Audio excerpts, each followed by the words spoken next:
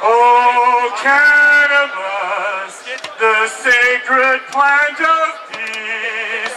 With healing flowers, it helps our eyes to see. With a glowing joint, we make the point the true north should be free. With wise red eyes, we criticize this war against humanity.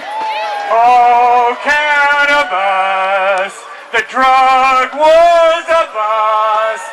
Oh, cannabis, we sit here high for thee. Oh, cannabis, the sacred plant of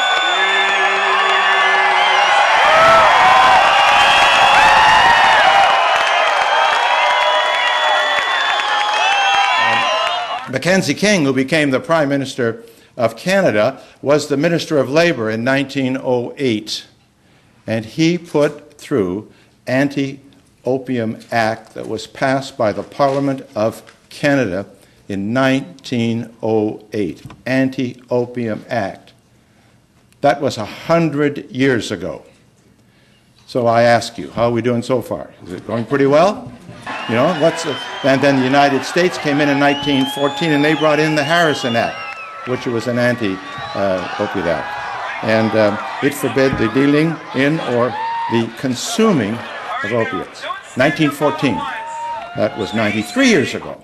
I don't know how well you think they're doing now, but it's got nothing but progressively worse ever since. In 1934, the international community gathered and signed all sorts of documents about what they were going to deal with international drug trafficking and the movement of heroin and cocaine and things about marijuana, and nothing much happened with that until 1961 when the United Nations amended it, etched a document, signed it, and they refuse to review it now. They won't let the international community discuss or debate it.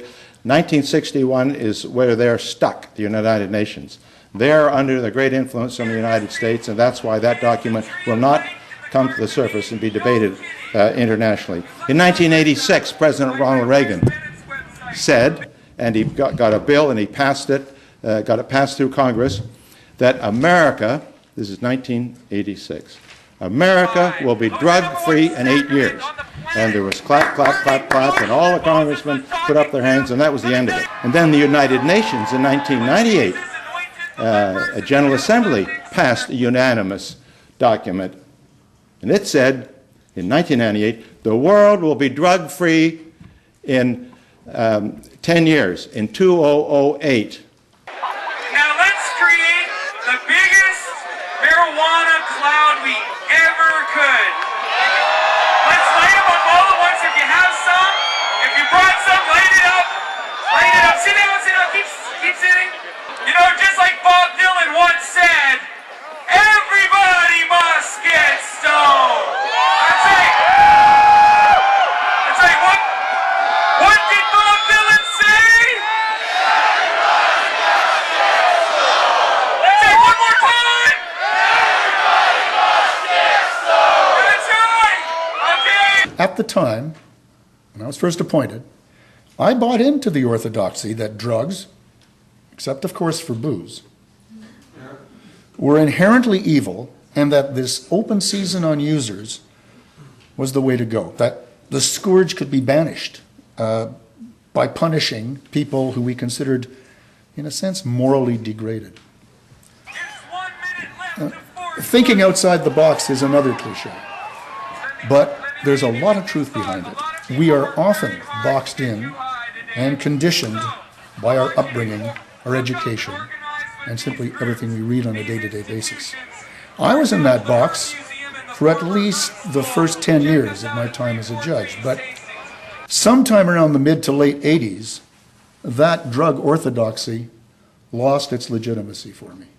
5 minutes to 4:20. If you got them, light them up. Because what did Bob Dylan say?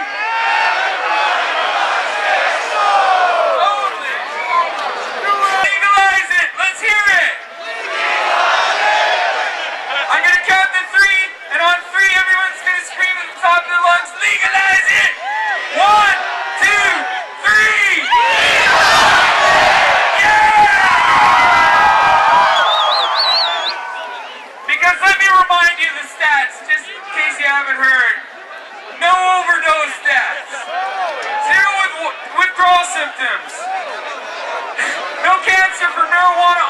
smokers. In fact, it reduces chances of cancer, it shrinks tumors. Sorry, and no link to aggression, no link to crime, except for the fact that it's illegal. This is the most wonderful planet. It's the best food on the planet. It's the best fuel on the planet. It's the best medicine on the planet. It's the best recreation on the planet. We love marijuana! And then you'll listen to what the world says, and then do a poll in Canada, and you'll find that this government is absolutely, totally out of step. What's going on in the United States? Well, June the 21st to 26th of this year, the U.S. mayors had their annual meeting in Los Angeles, 5 days from there. I've got the email to explain. It's fascinating. Rocky Anderson is the mayor of Salt Lake City, someone I know. I met him when I was in the Olympics, and this was 2002. And he put forward a motion. And the motion that he put forward to all the cities represented by their mayors in Los Angeles last June was the war on drugs has failed. And ladies and gentlemen, it passed unanimously. Unanimously. Every single mayor that was there agreed that the war on drugs has failed in the United States. Just like the witches all got burned for healing poor people with herbs. It's the same drug war that's been going on for thousands and thousands of years. And it's the people who share versus the people who hoard. The greedy people versus everybody else. And you know what? They're going to lose and we're going to win. And marijuana will be legal while we're all still young enough to party and enjoy it. Time is up. I just want to say to Mr. Harper, you cannot incarcerate your way out of this. You've got to, and that's what the United States has tried to do, and they lock up 2.3 million people every night in the United States. They got 5% of the world's population, 25% of the world's prison population. They had 200,000 people in prison in 1970. They've now got 2.3 million. They incarcerate more people for drug offenses in the United States and all of Europe for all criminal offenses. And there's 100 million more people in Europe. And Europe doesn't have the drug problem that the United States does. So let's get with it.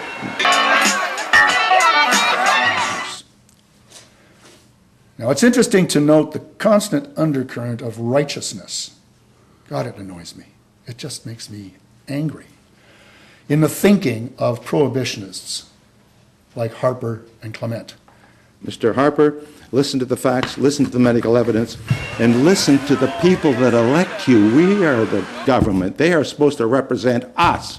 And when we tell them something should be done, it's their obligation to do it. And these people have got blinkers on, and they've just told us to take a hike.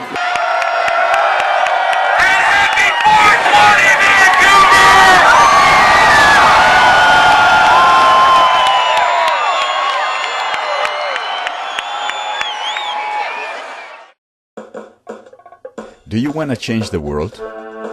Go beyond protesting. Register your opinion on ourpolls.ca. Let it be counted.